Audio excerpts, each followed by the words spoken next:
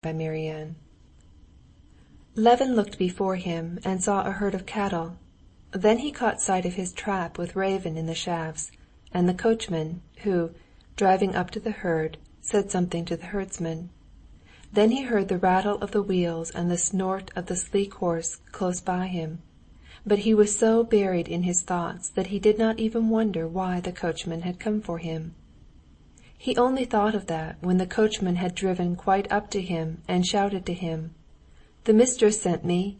Your brother has come, and some gentlemen with him." Levin got into the trap and took the reins. As though just roused out of sleep, for a long while Levin could not collect his faculties.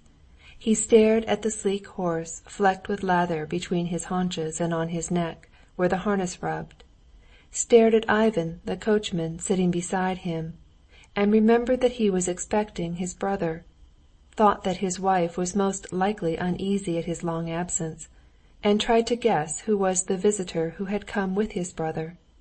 And his brother, and his wife, and the unknown guest seemed to him now quite different from before. He fancied that now his relations with all men would be different. "With my brother there will be none of that aloofness there always used to be between us. There will be no disputes. With Kitty there shall never be quarrels. With the visitor, whoever he may be, I will be friendly and nice.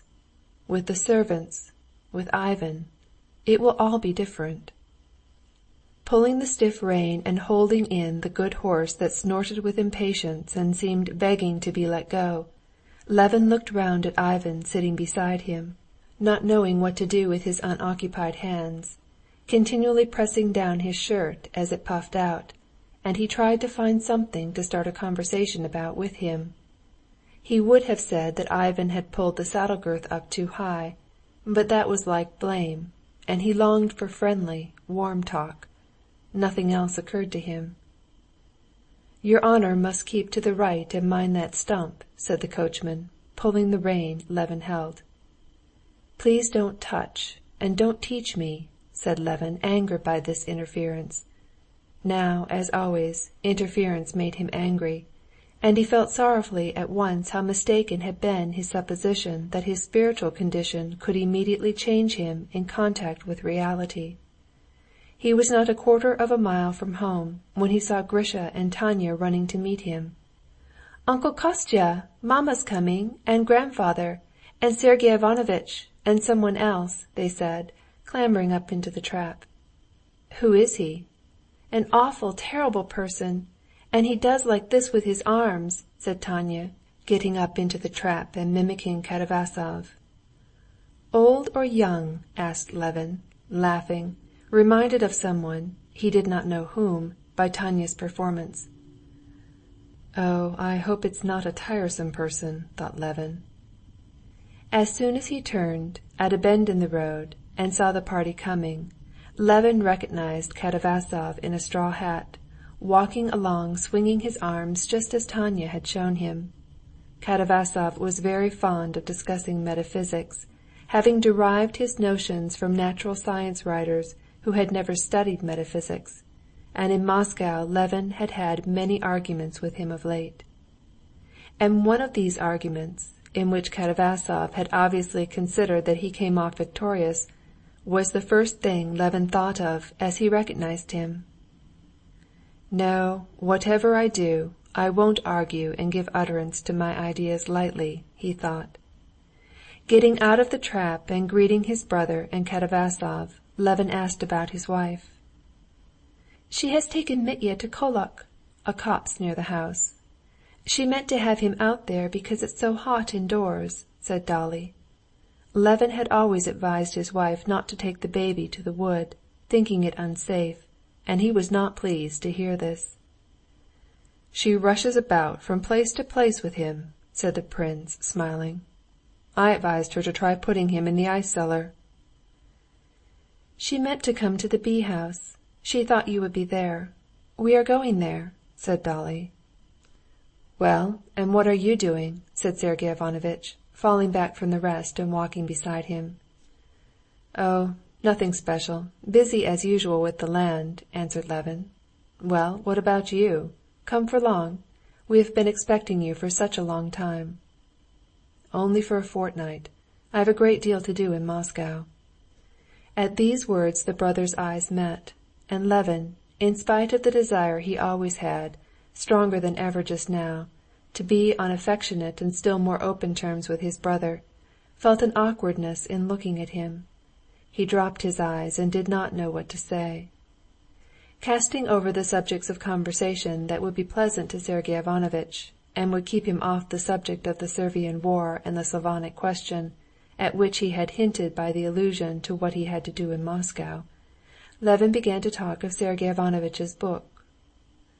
"Well, have there been reviews of your book?" he asked. Sergey Ivanovitch smiled at the intentional character of the question. "No one is interested in that just now, and I less than anyone," he said.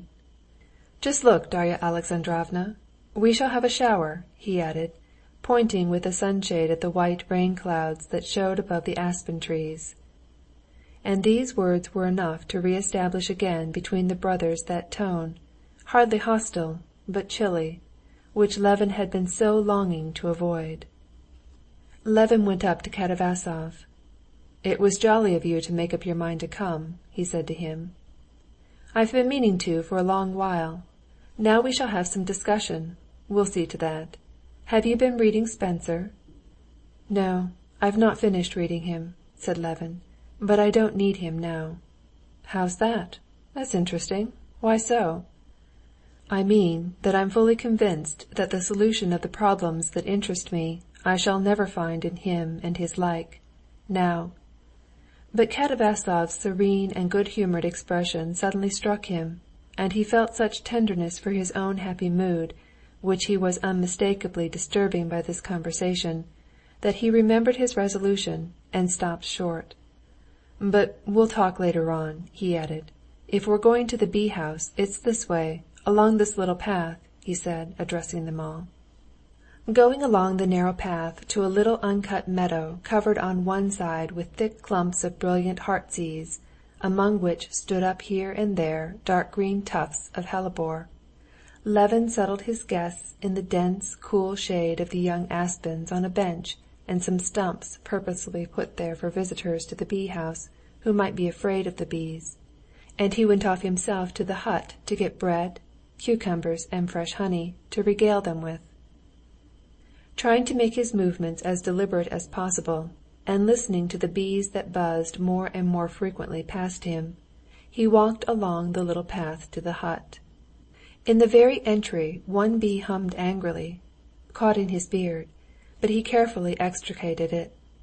Going into the shady outer room, he took down from the wall his veil that hung on the peg, and putting it on, and thrusting his hands into his pockets, he went into the fenced-in bee-garden, where there stood, in the midst of a closely mown space in regular rows, fastened with bast on posts, all the hives he knew so well, the old stocks, each with its own history, and along the fences the younger swarms that hived that year.